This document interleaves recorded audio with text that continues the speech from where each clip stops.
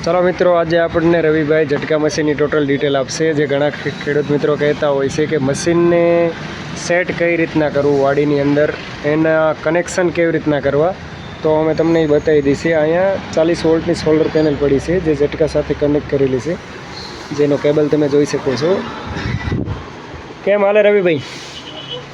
हमें आपणे खेडूत मित्रों कहेवुं एवुं होय छे कि झटका मशीन ने सेट करता एमने नथी फावतुं होतुं। घणा અહીંથી લઈ ગયા પછી वायर केवी रीतना जॉइंट करवा ए जराक डिटेल थी अमने समजावी दो ने। नमस्कार मित्रों, आज आपणे जाणीशुं के झटका मशीन નું ફિટિંગ કેવી રીતે કરવું। નવા झटका મશીન તો તમે લઈ લો પણ તેનું ફિટિંગ કરતા ના આવડે, એટલે આજે આપણે તમને કહીશું झटका મશીન નું ફિટિંગ કેવી રીતે કરવું। સૌપ્રથમ તો આપણે બેટરી હારે કોડ વાયર આપી દીધો છે, જેમ સોલાર હારે પણ કોડ વાયર આપી દીધો છે। આ झटकाનું સાયરન છે અને આપણે ટોટલ એનું ફિટિંગ તમને જણાવશું। સૌપ્રથમ બેટરીની પિન હોય છે, જેમાં ખાંચો આપેલો હોય છે અને લખેલું પણ હોય છે બેટરી। એ બાજુ આપણે બેટરીની સાઈડ બેટરીની પિન આપી દેવાની છે। પછી સોલારની પિન જે અંદર દોરેલું જ હોય છે સોલાર, એવી જ રીતે એમાં સોલારની પિન પણ આપી દેવાની છે। સોલારની પિન આપો એટલે ચાર્જિંગની લાઇટ પણ થાય છે। તો આપણે झटका મશીન તમને અને આ રહ્યું આપણે બુઝર જેને સાયરન કહે એની પિન છે। અત્યારે આપણું સેટઅપ કમ્પ્લીટ છે। હવે એને ચાલુ કઈ રીતે કરવો, બંધ કઈ રીતે કરવો, એ ટોટલ માહિતી આપણે તમને આપીશું। તો સૌપ્રથમ જે આ ફર્સ્ટ લાઇટ છે મોટી સ્વિચ છે એ મેન સ્વિચ છે, જેને ઓન ઓફ કરવાથી झटका મશીન આપણું ટોટલ અહીંથી ચાલુ બંધ થાય છે।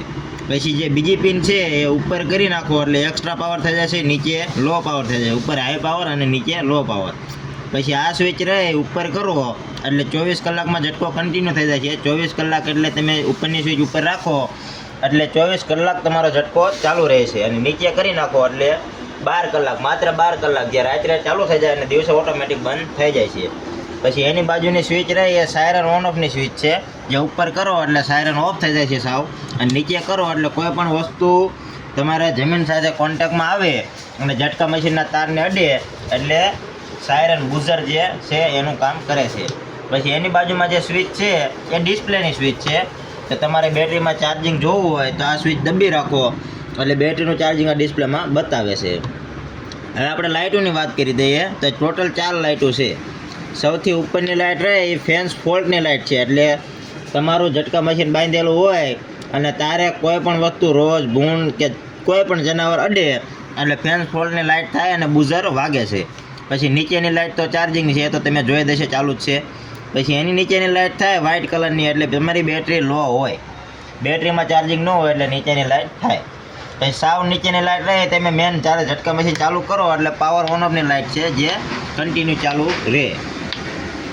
હવે તમને એમની સિસ્ટમની વાત કરી દઈએ અને झटको ચાલુ કરીને પણ બતાવીએ।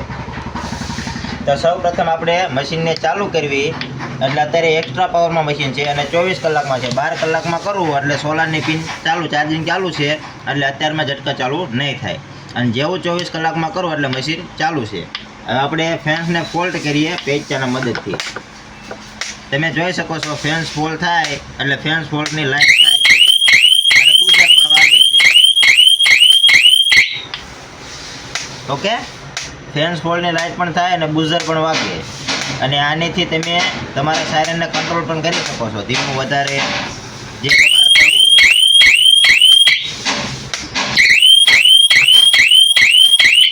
અને જેવી તમારી લાઈન ઓકે થઈ જાય છે, શોર્ટ નથી હોતી, તે વખતે તમારું બુઝર સાયરન પણ બંધ થઈ જાય છે।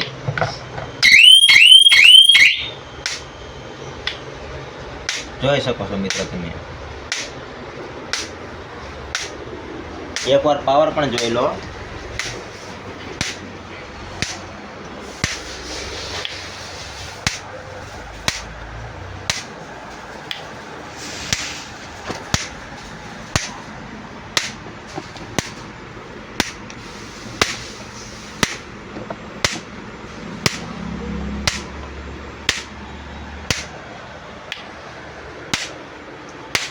હવે આપણે જે આ રોડ પડ્યા એ છે ને રોડ પર છે।